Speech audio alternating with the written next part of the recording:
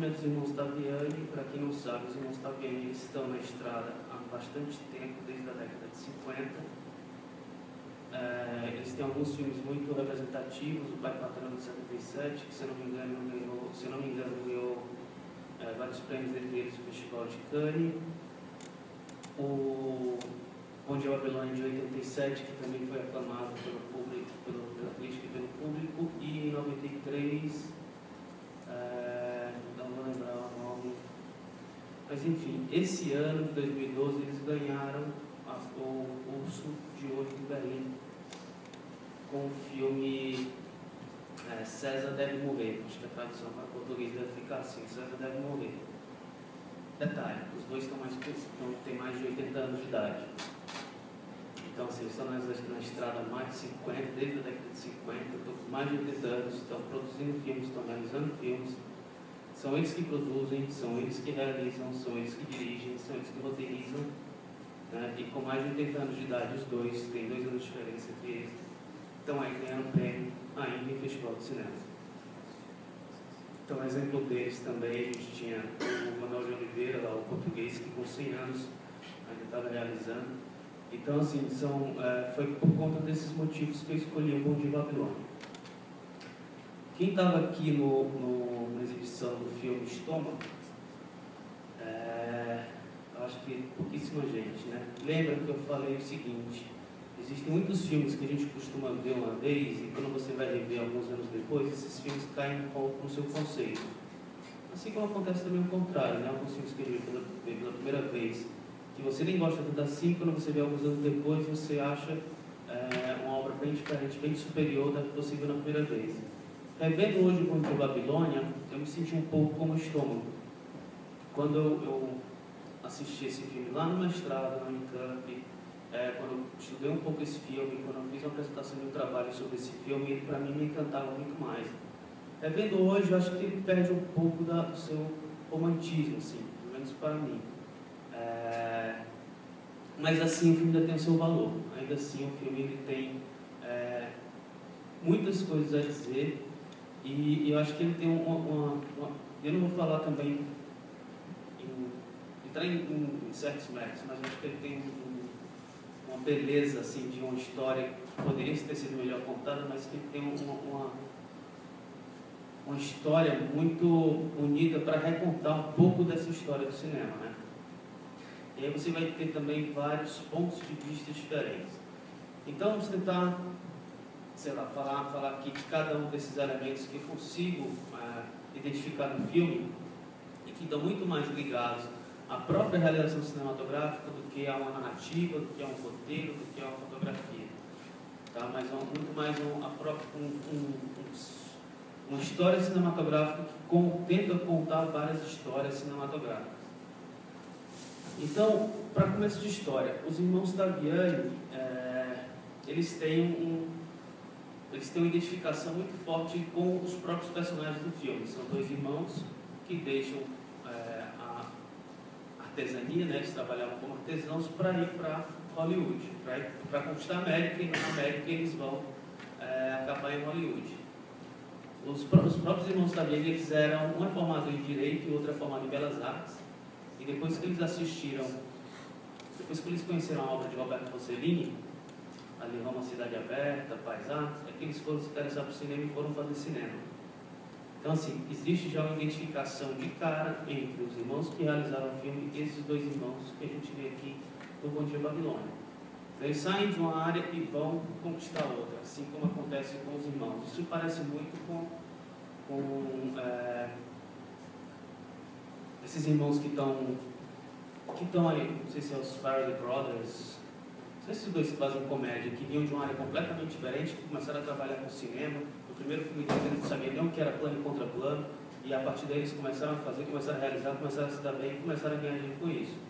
Então, assim, eles começaram a fazer cinema por conta do Rossellini, começaram na primeira experiência, e aí foi construindo a sua própria cinematografia, foram batalhando, foram brigando, foram fazendo aquilo que eles achavam que era, digamos assim, o caminho certo para eles foram construindo a própria vida, né? E a gente vê essa identificação muito próxima dos irmãos também com os irmãos do Bom Dia Babilônia. Então, acho que esse é um primeiro recorte que a gente pode fazer é de uma subjetividade, assim, uma subjetiva indireta perante a própria vida dos irmãos cineastas com os irmãos que vão trabalhar lá com o Griffith no filme Bom Dia Babilônia.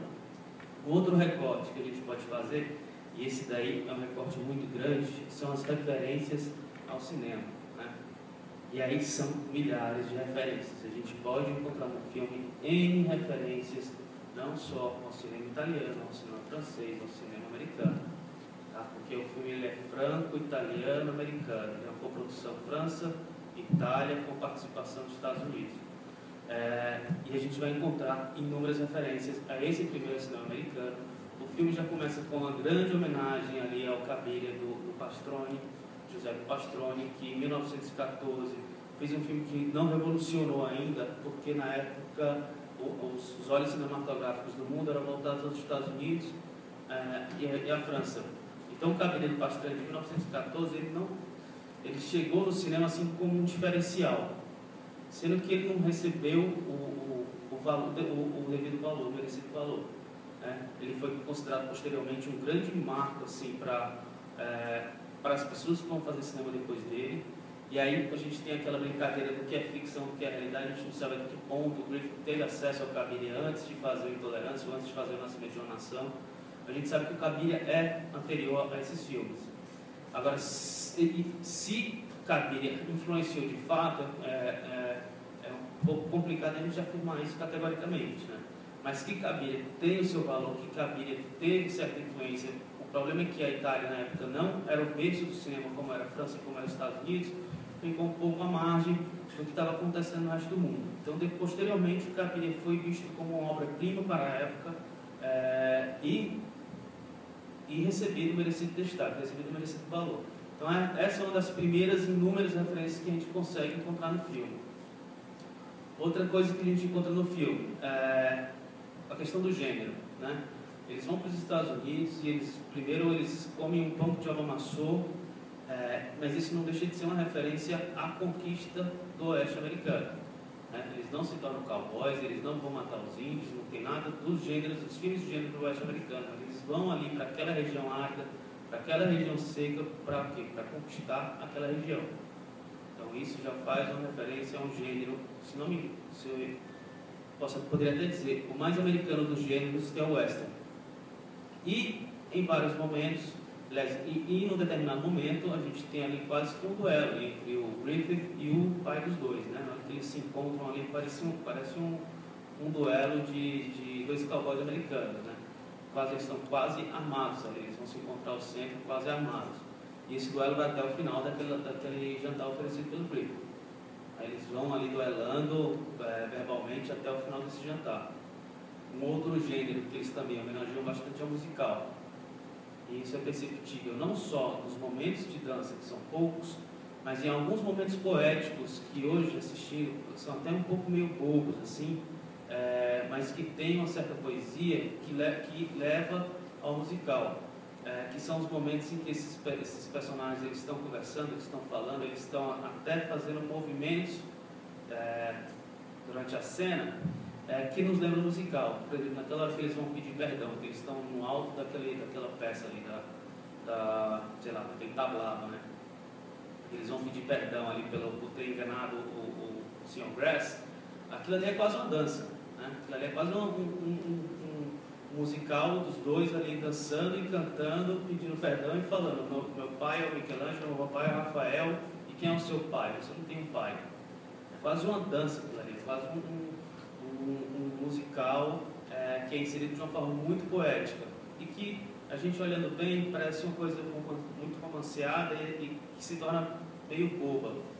Mas se a gente for analisar que muitas vezes a intenção do filme ela é essa, não de fazer uma coisa romanceada meio boba, mas que o filme que homenageia o primeiro cinema, o filme que homenageia o cinema, que vem lá nas décadas de 10, 15 e 20, que tinha essa interpretação marcada, que tinha essa postura, essa desenvoltura do ato cênico muito marcada, com traços muito fortes, com movimentos de braço, mão, com marcação de fala muito presentes. O propósito do filme é esse. Então a homenagem do filme não está somente nas referências, mas os atores eles interpretam em vários momentos, como interpretavam daquela forma, aquela coisa bem pousada, aquela coisa que chamava de cinema de atrações e por aí vai. Então, isso em 87 pode parecer meio bobo, mas se a gente assumir esse lado poético do filme, ele vai utilizar muito bem essa ferramenta, né? Ele vai utilizar muito bem essa coisa do cinema pousado, do cinema que está ali para conquistar a grande massa, né? Isso lá para as décadas de 10, 15 e 20, ou 10, 20 e 30. Então é um cinema que está pautado nas referências não só imagéticas, históricas, mas também de interpretação, tá? Não só narrativas e de gêneros, mas também de interpretação. E isso são uma entre várias outras referências que a gente pode encontrar. A questão do elefante, que nasce lá que vem do elefante que eles fizeram lá na igreja, lá em Milagres, né? Que vai estar no Cabiria, que o Griffith quer levar para a intolerância. Então isso você já tem uma rede de referências que começa com uma obra artística e que vai até uma terceira obra audiovisual. Então passa por várias coisas aí. Você tem aí Carlitos, você tem aquele elefante que é um ícone disso daí. Né? Como é que eles constroem o elefante? O elefante ele é feito de quê? O elefante ele é feito de uma coxa de retalhos de vários anúncios cinematográficos. Então o próprio elefante, a construção desse elefante representa isso. O elefante ele é feito de papelão, madeira, papelão e cola, e o papelão nada mais é do que vários cartazes de cinema. Então o elefante ele é uma coxa de retalhos do cinema que estava sendo feito naquela época. Então o elefante em si vai ser o maior ícone dessa representação e dessa referência cinematográfica. Tá? Aí você vai ter referência ao Carlitos, naquela hora que ele tira a bota e aparece o dedão do pé com o meio furado. Você vai ter referência a vários musicais, você vai ter referência aos outros filmes do Griffith, você vai ter referências durante todo o filme, né? Desde o começo até o momento da morte deles, você tem ali a câmera cinematográfica presente. Então o cinema ele vai se fazer presente desde o início até o final do filme. E essas homenagens, na verdade, o Bom Dia Babilônia é um grande libelo, uma grande homenagem a essa história cinematográfica, e que para mim é muito mais bem contada e de uma forma muito mais bonita do que o Cabreiro, do que o outro lado do cinema mudo? O artista. Eu acho que o Bom Dia Babilônia vai contar isso de uma forma muito mais bonita, muito mais prazerosa de ver, muito mais agradável. Aí outras coisas que podemos encontrar. E aí com relação a essa produção, né? Itália, França, Estados Unidos. A Itália está no meio de um bombardeio. Bombardeio de quê? Bombardeio de teorias. No filme é de 87, a França vai lançar o que eles chamavam de política dos autores lá nas décadas de 40 e 50, né? Em que um diretor ele é o autor de uma obra, então se tem um câmera bem, que o autor, o realizador, o diretor, ele vai escrever como se fosse uma autoria literária, né? Ele vai escrever a sua gramática cinematográfica. E você vai ter em contraponto a isso logo depois a teoria americana dos autores, que vai falar que o cinema ele é feito de forma colaborativa, né? E isso a gente percebe em todos os filmes, e nesse mais do que nunca, porque a gente vê que sempre estão presentes nos momentos de filmagem, não só os grandes diretores ou os grandes produtores, mas você tem ali um enorme número de figurantes, você tem a pessoa que é responsável por fazer a eletricidade, você tem a pessoa que é responsável por fazer o movimento de câmera, né, naquela hora que o Griffith apresenta aquele traveling gigantesco ali que ele fez para o nascimento de uma nação. Você vai ver o momento em que aquela luz entra através de um movimento, de um efeito de cortina, que na verdade aquilo ali é bem, não é falsificado, né? É bem mais romanceado do que deveria, porque esses efeitos de cortina eles são feitos na edição, sobreposição de imagem, e ali eles foram trabalhar com uma coisa mais como se fosse feito num set de filmagem, e não numa moviola na época, né? Como se fosse uma edição de sobreposição de imagem. Mas mostra isso o quê? Que você tem uma participação de N pessoas, desde o cara que está abrindo a janelinha para entrar a luz no cenário, até o grande produtor, até o grande diretor, todos estão envolvidos sempre nas cenas. seja, esse filme colaborativo que os Estados Unidos defendia, que vai em contraponto um pouco à teoria francesa, ela vai estar presente, a Itália vai estar sendo bombardeada ou mediando esses dois debates.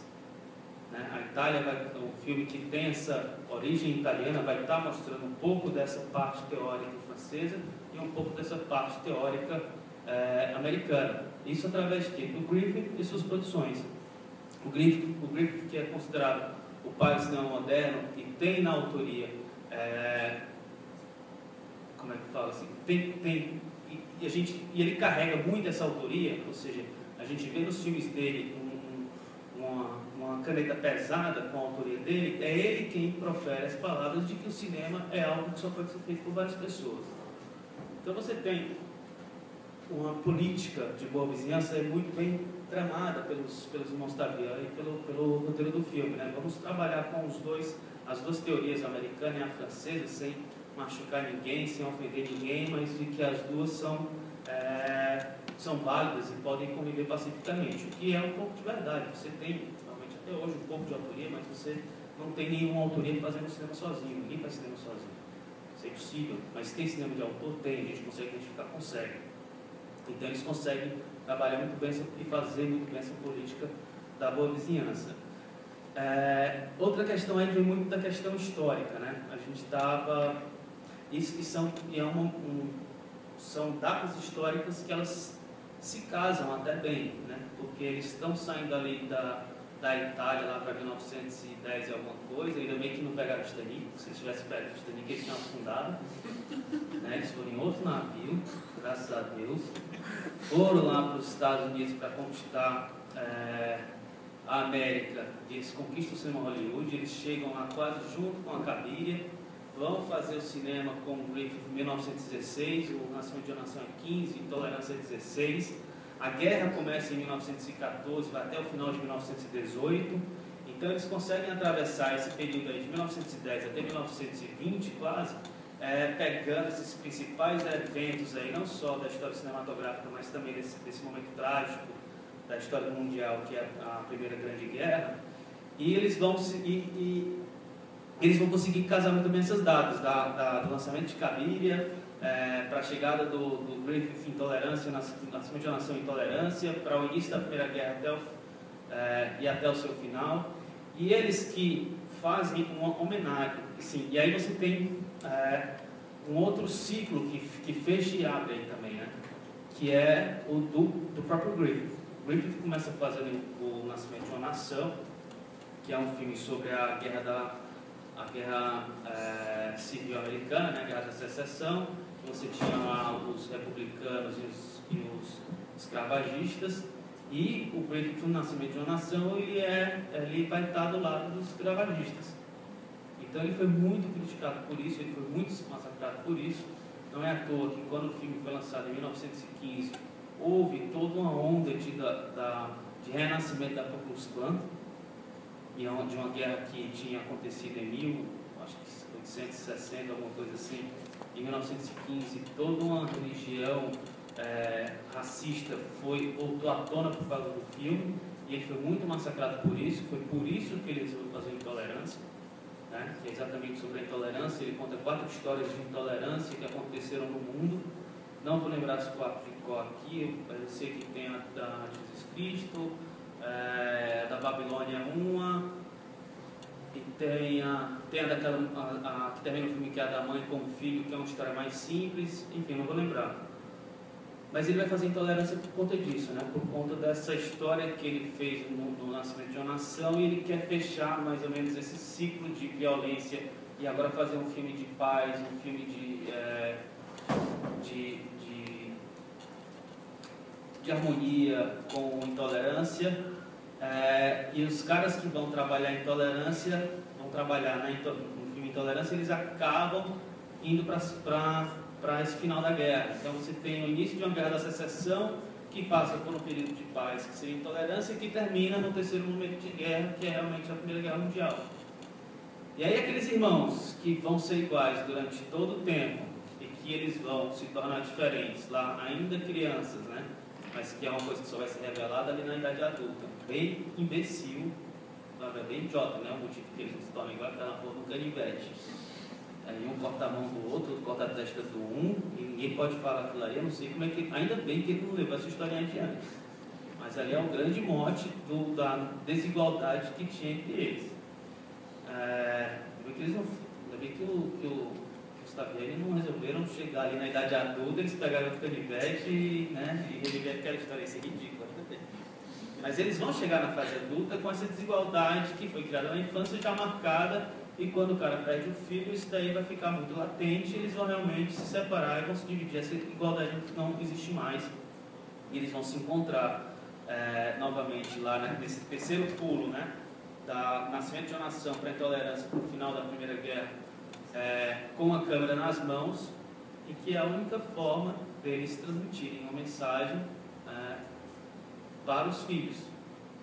Detalhe, uma mensagem que eles não podem nem gravar, né? É uma mensagem que é só de imagem, você não tem um registro sonoro. Então, por isso que um fica sorrindo, o outro faz aquele gesto dos pais. Aliás, aquele gesto ali que o pai faz, depois a gente vai encontrar ele em Intolerância. Então, a gente vê muitas coisas que o Griffith vão acontecendo na frente do Griffith, que ele vai chupando, que ele, teoricamente, né, segundo está vendo, ele iria chupando, trazendo isso, se apropriando disso para levar para a Intolerância. Então, tem muitos detalhes ali que, se a gente for analisar minuciosamente, a gente tem que ver esse filme, sei lá, uns 10, 15 vezes para pegar cada detalhe desses que eles fazem em homenagem a esse cinema, né? E aí, exatamente, essas referências, essas autorreferências, uma autorreferência, por exemplo, é a própria questão do pai ser o patrão deles. Isso vai levar a gente lá para 77, no filme do Gustaviani, que fez grande sucesso, que é o pai patrão, e a gente tem isso na figura do pai dos irmãos do filme, e essas são dentre as várias coisas que a gente consegue identificar nesse filme, que, como eu falei, né, num primeiro momento, para mim, ele era de uma poesia muito impactante, assim, e hoje eu revendo, às vezes eu vejo uma coisinha outra ali meio bobinha, e tem algumas restrições em alguns momentos, algumas cenas e tal, mas eu acho que ele não perde a beleza, ele não perde nem um pouco a poesia, a forma como ele quer contar essa história. A gente tem nessa coprodução também aí Itália, França e Alemanha, Itália, França e Estados Unidos, pouquíssimos atores conhecidos, né? A gente vai ter o Joaquim de Almeida, que depois veio se tornar muito conhecido da gente, os outros meio que a gente não tem muita lembrança deles. Agora a gente vai ter, claro, do Morricone, que fez a trilha sonora e é um dos mais aclamados aí da história cinematográfica, né? Mas a gente não vai ter muitas outras referências das pessoas que atuaram nesses filmes, assim. Então, realmente, eu acho que o Joaquim de Almeida até é muito mais pra gente do que pro resto do mundo. A gente também não tem ele não tem uma filmografia assim maravilhosa. Por ser português, eu acho que a gente tem uma lembrança muito maior. Ele já trabalhou várias vezes no Brasil, já fez vários filmes brasileiros, nacionais e tal. Então, assim, dentro desse processo de produção, a gente vai ter cada país com o seu, com sua parte, né, com a sua devida parte, né? Quando se trata de uma coprodução, cada país entra com um pedaço da história, um pedaço da produção. E a gente vai ver isso nitidamente no filme. Talvez a França menos, né?